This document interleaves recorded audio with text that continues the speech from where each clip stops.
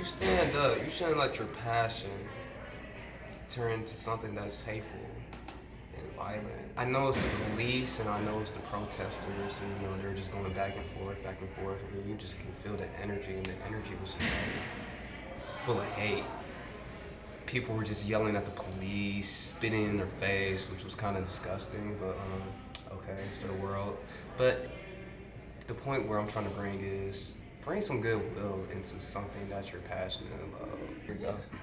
I would definitely agree. I think at a certain point, standing up, as helpful as I think you should always stand up if you believe in it, but if you get too passionate, you can even lose sight of what's actually important for you. Like, I'm sure that whoever spit in the other person's face, like, that's not what they came out there to do. And I saw earlier today, there was a lady, and there was one guy preaching about the Bible, and then this other lady just started yelling at him. And both of them were going back and forth. Nobody was listening to each other.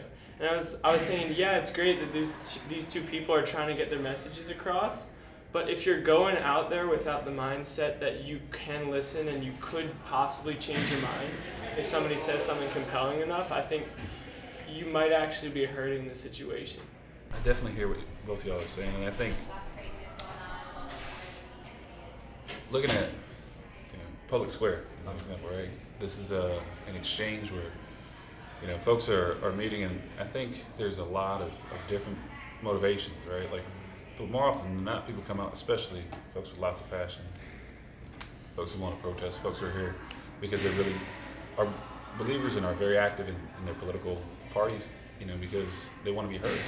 And I think that's a reality for most of us. We want to be heard. And I think that this is, when we start looking at how we stand up and also how, we sit down or oftentimes in organizing, it'll be talked about to step up or step back, to be able to make sure that we're going into, a public square to debate ideas. But in order to debate, we have to listen. Earlier today, I was invited to speak on a panel at Cleveland Public Library. I could see, no greater example of what a robust public sector provides than looking at that amazing library and all the great community programming that comes through that. Great community programming that goes to fund public radio, PBS, other things that we can talk about. Also, public funds that go to fund all the police officers that are here as well. But there's just that to me is a big issue that when we look at a core debate that we're going to continue to have back and forth. It's how we do that, how we manage that. So. Rarely does standing up result in anything good. For the references that both of you guys did, when you look at public square, we were watching this. Unfortunately, law and order prevailed. The temperatures were so hot as they were standing up there. Really, if the police had left, something bad would have happened. There's no getting around it. There's very little communication, no listening, no opportunity to move the dial on either side's ability to understand where the other side's coming from. So it's not an absolute that you never stand up.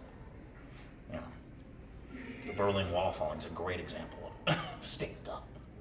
But otherwise, why did Lizzie organize this way? Lizzie and Meg. That's right. Organize this way. The open dialogue, we are not outside in the sun, standing up, looking at each other. We're sitting down. So the metaphor goes a long ways. It goes a long ways.